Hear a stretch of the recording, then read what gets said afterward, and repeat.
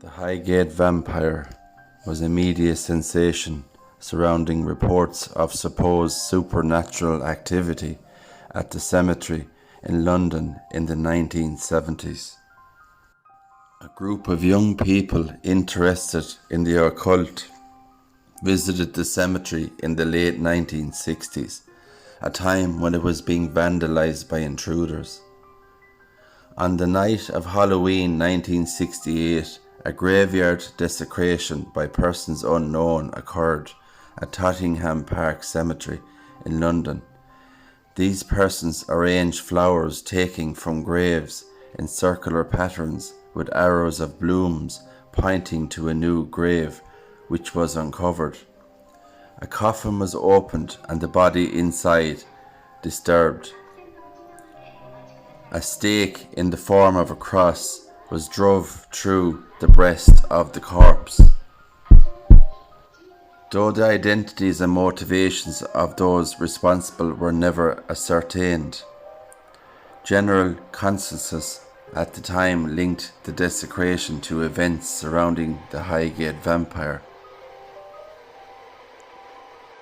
On the 6th of February 1970, David Farrant wrote that when passing the cemetery on the 24th of December 1969, he had glimpsed a grey figure which he considered to be supernatural, and asked if others had seen anything similar. On the 13th, several people replied, describing a variety of ghosts said to haunt the cemetery or the adjoining Swains Lane. These ghosts were described as tall men in a hat,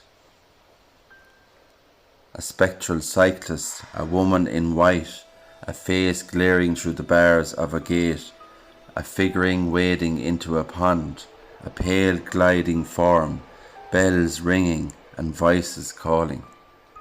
Some months later, on August 1970, the charred and headless remains of a woman's body were found not far from the catacomb. The police suspected that it had been used in black magic. A few days later, Manchester returned to Highgate Cemetery.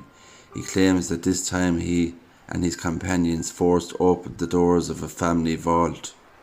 He says he lifted the lid of one coffin, believing it to have been mysteriously transferred there from a previous catacomb. He was about to drive a stake through the body it contained when a companion persuaded him to desist. Reluctantly, he shut the coffin, leaving garlic and incense in the vault. Another theory to the Highgate Vampire is Bishop Sean Manchester, who tells his own versions of events.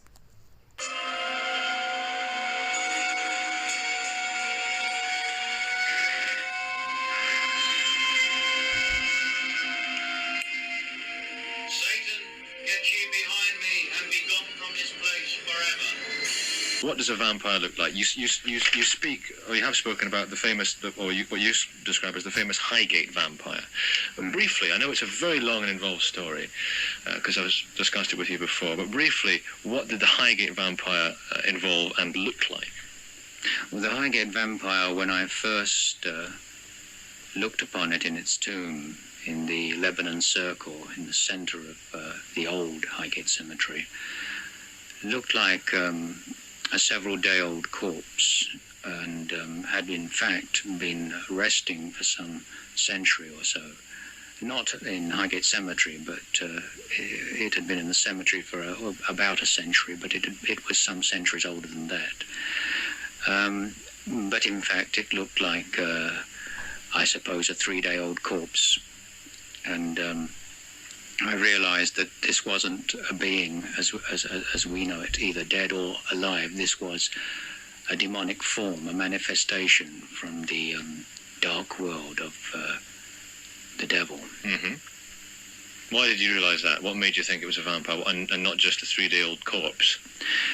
Because it could leave its tomb without displacing anything. It could manifest. Did you see it doing that? It was witnessed by many residents, passers-by, by many people in the general area. On one occasion when it was by the North Gate and the headlights of a car dissolved it. It passed through the iron railings with no problem.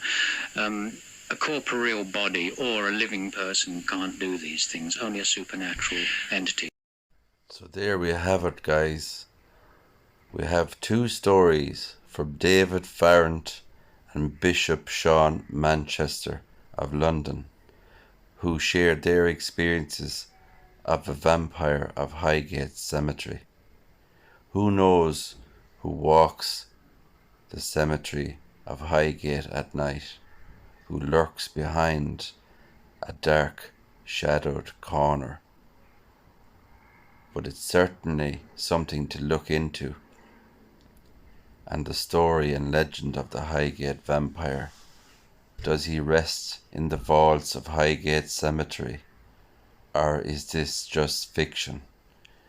You be the judge of the Highgate Vampire.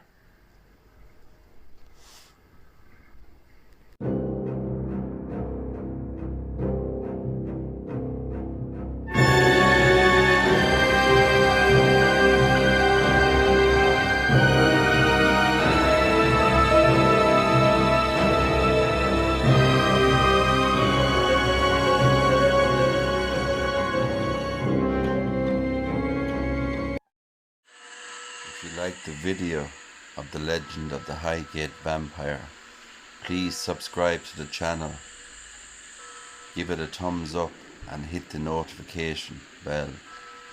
So from me, Grave Visitations, until the next time, we'll share more cemetery stories.